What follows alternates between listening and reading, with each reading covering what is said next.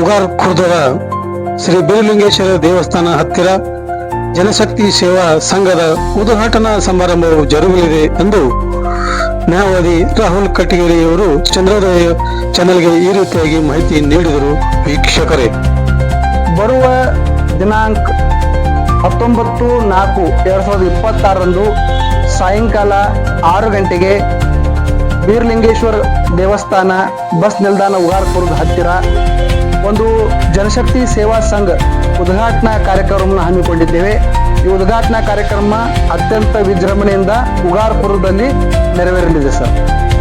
ಈ ಸಂಘದ ಉದ್ದೇಶ ಏನು? ಇದು ಉಗಾರ್ ಪುರಸಭೆ ಸುಮಾರು 23 ವಾರ್ಡ್ಗಳನ್ನು ಹೊಂದಿರತಕ್ಕಂಥ ಒಂದು ಪುರಸಭೆ ಇರೋದರಿಂದ ಸುಮಾರು 26,000ಕ್ಕಿಂತ ಹೆಚ್ಚು ಜನಸಂಖ್ಯೆ ಇರತಕ್ಕಂಥ ಒಂದು ಈ ಪುರಸಭೆ ಇದೆ. ಇಲ್ಲಿ ಜನಸಾಮಾನ್ಯರಿಗೆ, ನಿರ್ಗತಿಕರಿಗೆ, ದುರ್ಬಲರಿಗೆ, ಅನ್ಯಾಯಕ್ಕೊಳಗಾದವರಿಗೆ ಒಂದು ನ್ಯಾಯ ಕೊಡಿಸುವಂತ ವ್ಯವಸ್ಥೆಯನ್ನ ಈ ಹಿಂದೆ ಎಲ್ಲ ಜನ ಮಾಡಿದ್ದಾರೆ.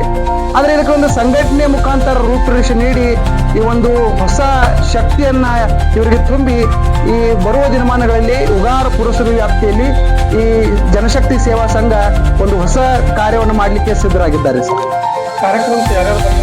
ಈ ಒಂದು ಕಾರ್ಯಕ್ರಮಕ್ಕೆ ನಮ್ಮ ಉಗಾರ್ ಶುಗರ್ ಕಾರ್ಖಾನೆಯ ವ್ಯವಸ್ಥಾಪಕ ನಿರ್ದೇಶಕರಾಗಿರ್ತಕ್ಕಂಥ ಚಂದನ್ ಶೆರಗಾಂವ್ಕರ್ ಸಾಹೇಬರು, ಅದೇ ರೀತಿ ಕಾಗವಾಡ ತಾಲೂಕಿನ ತಹಶೀಲ್ದಾರ್ ಆಗಿರ್ತಕ್ಕಂಥ ರವೀಂದ್ರ ಹಾದಿಮನಿ ಸಾಹೇಬರು, ಅದೇ ರೀತಿ PSI ಸಾಹೇಬರು, RS ಕೋಚ್ ಸರ್ ಅವರು, ಮತ್ತು ಮಹಿಳಾ ಮತ್ತು ಮಕ್ಕಳ ಕಲ್ಯಾಣ ಇಲಾಖೆಯ ಅಧಿಕಾರಿಗಳಾಗಿರ್ತಕ್ಕಂಥ ರವೀಂದ್ರ ಜರ್ಗೇನ್ ಅವರು, ಮತ್ತು ಅಥಣೀಯ ನ್ಯಾಯವಾದಿಗಳಾಗಿರ್ತಕ್ಕಂಥ ವಿಜಯ್ ದೇಸಾಯಿ, ರಾಘವೇಂದ್ರ ಹಳಿಂಗಳಿ, ಶ್ರೀಶೈಲ್ ಮೈತ್ರಿ ಅವರನ್ನ ಆಹ್ವಾನಿಸಲಾಗಿದೆ.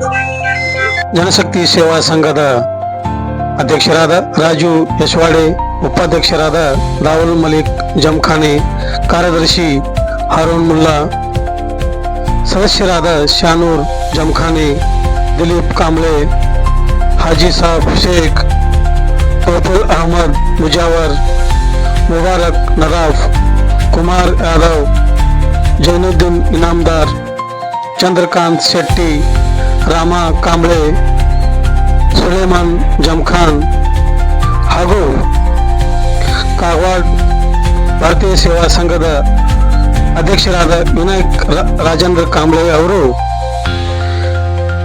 ಜನಶಕ್ತಿ ಸೇವಾ ಸಂಘದ ಉದ್ಘಾಟನಾ ಸಮಾರಂಭಕ್ಕೆ ಆಗಮಿಸುವ ಎಲ್ಲರಿಗೂ ಆದರದ ಸ್ವಾಗತವನ್ನು ಕೋರಿದ್ದಾರೆ. ವೀಕ್ಷಕರು,